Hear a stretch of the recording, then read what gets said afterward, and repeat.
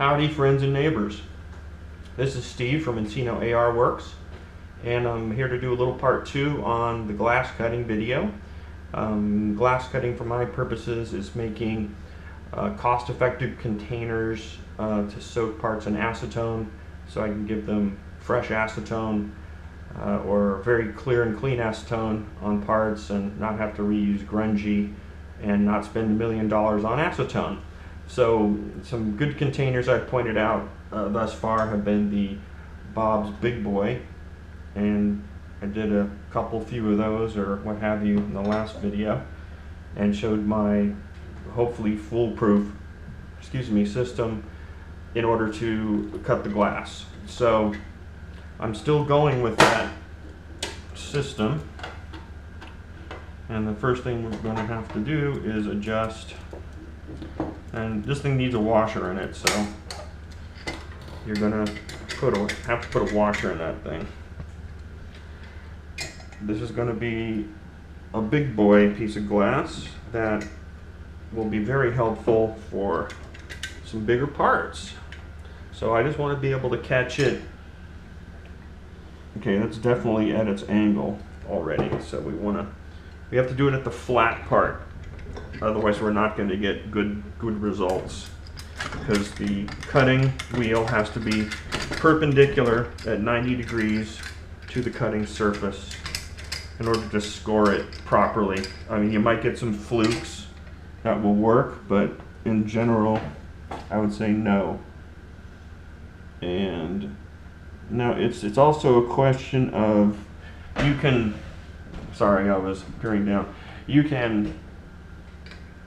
see the position of the blade, and if you want to go for less than perpendicular, you can go for it.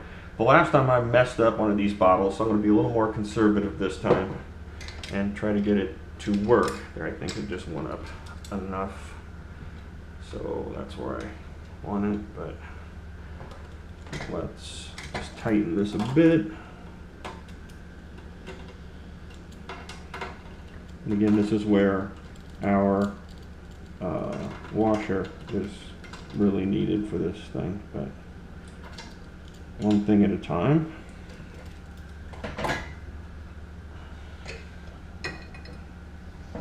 Okay, I think it's a little aggressive, only slightly aggressive, so I'm willing to deal with that. The next thing I need to do is put on my cutting oil, because I'm a believer in cutting oil, especially if your machine has possibly cheaper blades in it, and that's okay because it still does work. So I'm going on the line where I saw the blade.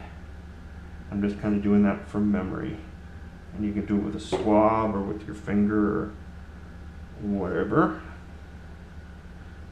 you like, whatever's around. Okay, so definitely have oil in that area, and go for the score. The first thing before I start scoring is I want to mark the bottle clearly so I can see when it's gone all the way around. And I definitely see a mark there. Okay. And now we want to listen for the sound of the crunch. We want about the same sound of the crunch, and if we have to stop along the way, it's okay, as long as we just pick up right where we were and we get the same pressure. So here we go.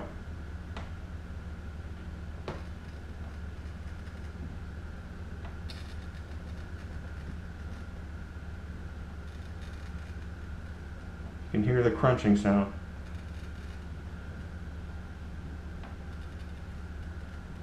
You do not have to use a ton of pressure. Okay, we're coming up on mark. We're scoring the glass. And right there, I heard it.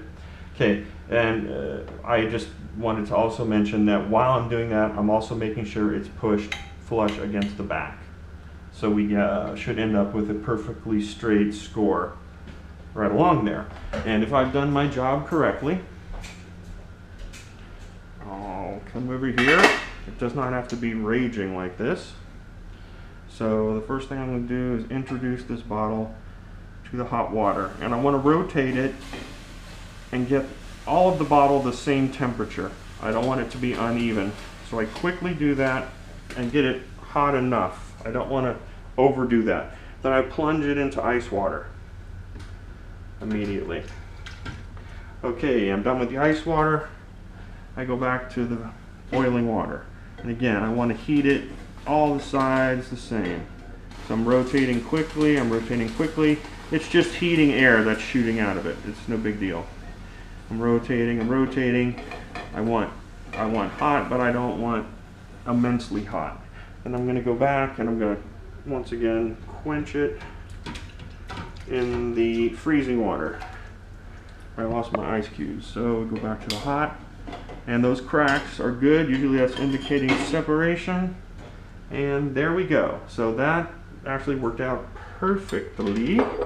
That was just what I was wanting to do. So this yields me, and we're going to have to go clean up the edges a bit. Something simple, even sandpaper, just to make sure they're smooth, and we can round the corners a little bit. But this kind of container now becomes helpful to do parts like, say, this part is Cerakoted. This part is a piece that comes with my Cerakoted furniture kit. Comes with everything you see here, including the guardrail pads. Okay, everything for $300. And it doesn't come with the 45. Okay, this is mine. This is my personal gun. So that's just, he's like my buddy.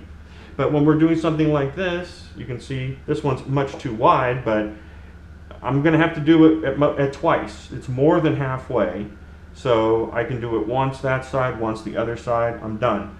I don't think there's any taller, skinnier bottles I have. So this one, again, is going to be perfect for hand guards, especially big, fat hand guards. And this is fairly long, so only having to flip it once in a half hour to get the other side, or another hour, is a small price to pay for having clean acetone to work with. And even if I'm going to grab a 15-incher real quick just to see how that makes out. And that it's also more than half. So this is a 15-inch handguard. So at most we're going to have to just flip it over once. And you know, that's awesome. And I don't think this one's very fat, but maybe slightly fatter. So you can see there's, you know, plenty of room for anything I can throw at this. And it's going to allow me to use far less acetone and be able to clean my parts with cleaner, you know, acetone that hasn't been contaminated by other parts. So that's the ultimate winner. And we can even, if we have clean acetone in there and we want to leave it in there,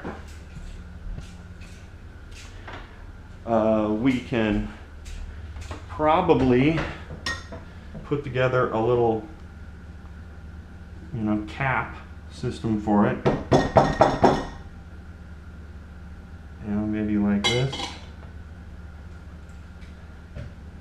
And I'm saying when it's empty of parts, and you know, or you can obviously do something like that.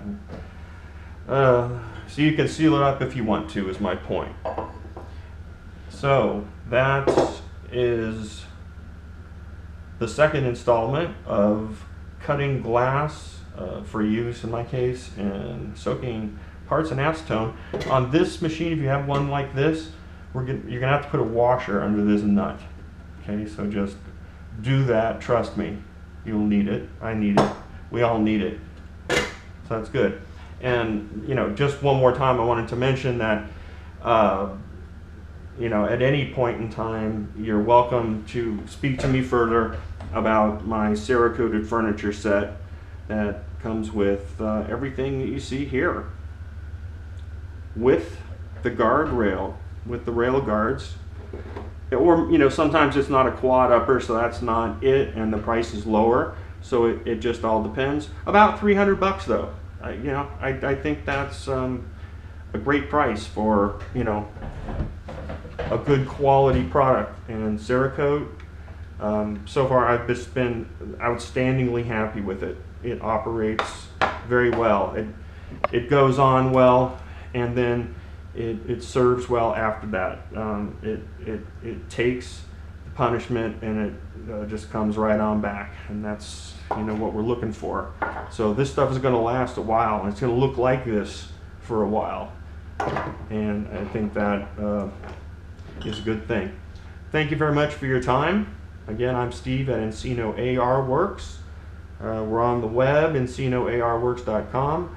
Steve at EncinoARWorks.com. And you can even call me on the phone if you want to. But appreciate your time today. Have a good one. Bye-bye.